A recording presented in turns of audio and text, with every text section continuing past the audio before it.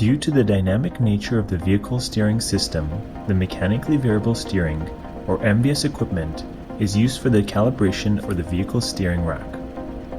At the core, this equipment consists of a turntable which is used to eliminate hysteresis in the tires, which would otherwise negatively affect the calibration procedure. The front wheels rotate about a kingpin along an axis that does not run through the center of the wheel and tire assembly.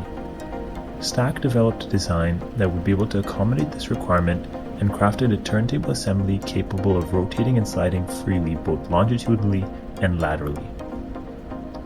This equipment was designed and fabricated with tight tolerances in mind, as measuring and calibrating vehicle performance effectively requires a high degree of precision and accuracy. The equipment is able to measure the extent of the steering limits, and a control system then calibrates the vehicle. The equipment is able to handle a high-paced production environment running up to 1,000 cars per day and is able to effectively function under the heavy dynamic forces from hard braking and acceleration as vehicles drive on and off the turntables.